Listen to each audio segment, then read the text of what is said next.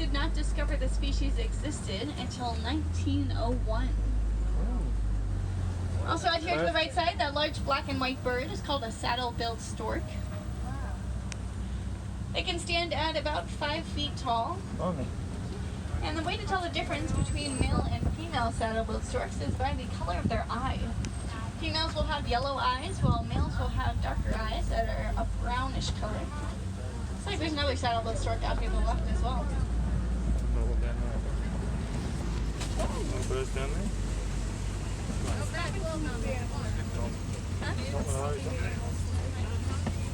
No, straight ahead of us here, a much larger animal. You see a black rhino. So out to the left side, sort of against that wall there. Where's the rhino? Oh, there it is. Oh, yeah. Even though it does weigh 3,000 pounds, it does camouflage pretty well against the wall. Yeah. Black rhinos can weigh about 3,000 pounds, and they charge at speeds of 35 miles per hour. Because of their large size, rhinos do not have any natural predators. Their only threat would be humans. Unfortunately, rhinos are poached for their horns, which are then sold on the black market to people who believe they hold medicinal value. But in fact, those horns are just made out of the same material as our hair and fingernails, and that would be called keratin.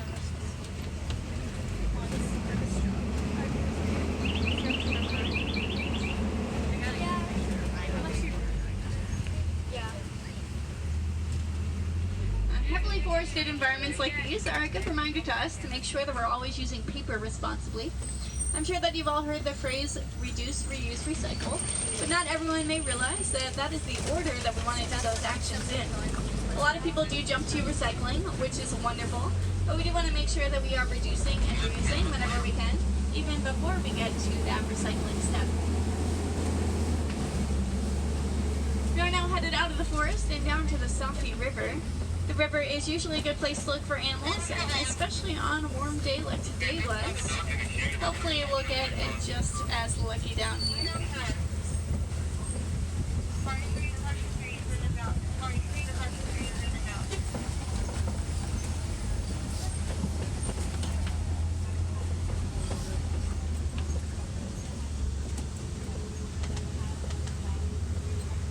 Okay, let's take a look out to the left side here. You see some Nile hippos. Looks like they are just getting a snack now from the warden. Hippos do spend most of their day underwater keeping cool. At night is when they would emerge and walk miles on end to find enough grass to eat. Each night a hippo can eat 80 to 90 pounds of vegetation, and although they are completely herbivores, hippos are still considered one of the most dangerous animals here in Africa, and that's because of how aggressive they can be defending their territories.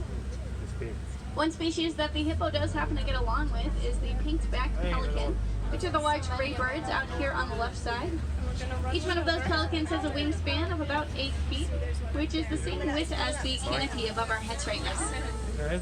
Wow. Although hippos do spend so much time underwater, they actually don't swim. They will just walk or run beneath the surface. Hippos can also sleep completely submerged underwater. Their body has a natural reflex that will bring their nose up for air about every 8 minutes. It looks like that's actually a baby hippo there. Look at that, just to the left of Mom. Based on its size, that's probably about a year and a half old. There's so many. I only saw one last time.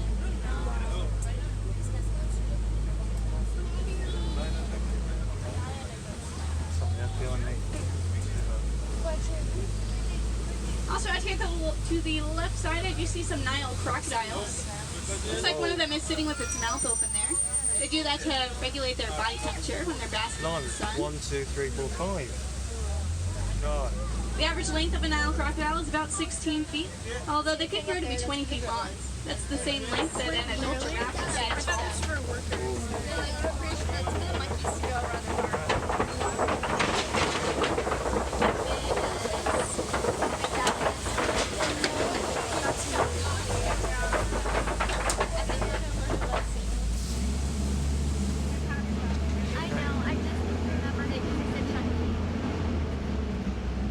Right now we are in Africa, but if any of you have ever visited Florida, you've probably heard of the American crocodile and the American alligator.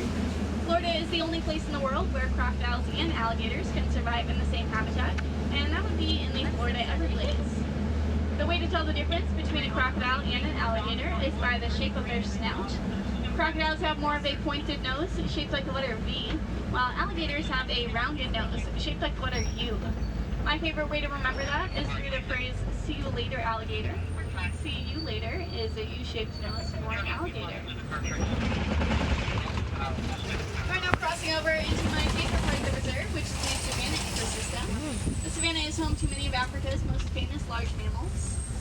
About 25 years ago, a group of Disney animators traveled extensively in East Africa to savannas very similar to this, so that they could do research to prepare to animate the original Lion King movie. Of course, they studied animal movements, but they also studied subtler aspects of the savanna, such as the colors of the sunrise and the way that the grass moved in the wind.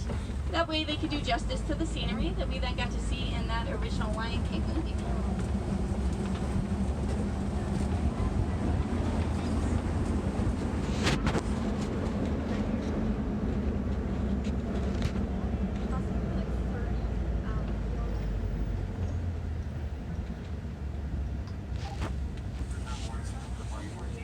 If you take a look out to our left side here, it does look like there is a den.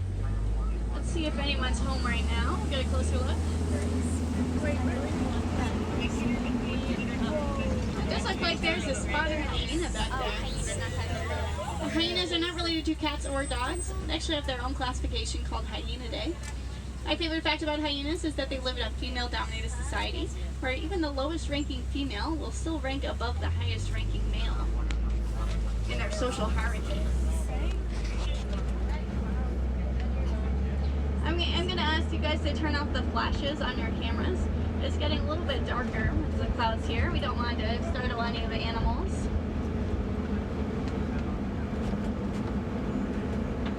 On both sides of the truck here, we are coming past some termite mounds, which are used by many species out here on the savanna as scratching posts. Some smaller, more agile antelope will also be able to climb to the top of them to get a better vantage point to look out for predators.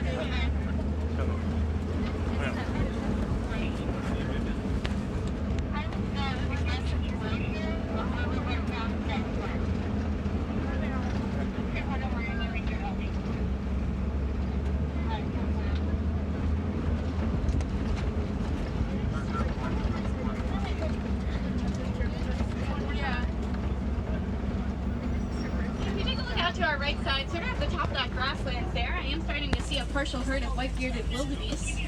Wildebeest are a migratory species, and about 1.5 million wildebeest will migrate hundreds of miles across Africa every year. Wildebeest are one of those species that Disney animators spent a lot of time researching in preparation for the original Lion King movie. And for the new Lion King coming out on Friday, animators were able to use CGI technology so that they could animate thousands and thousands of wildebeest. Also straight ahead of us here, very small antelope with white stomachs. They're called springbok. Springbok get their name from their jumping ability. They can jump 6 feet vertically and 13 feet forward. When they run and jump at the same time, that motion is called pronking, which can bring them up to speeds of 60 miles per hour. That places springbok in the top 10 fastest land mammals. Oh, out to the right, I do see a giraffe there in the palm trees. Giraffe over there. Giraffe do spend most of their day eating. It looks like that's what he's doing right now. Giraffe will spend about 20 hours every day just eating, which doesn't leave too much free time left over for sleep. Giraffe will only sleep for 30 minutes a day. That 30 minutes is then split up into even shorter power naps. That way they're never left vulnerable to predators for too long.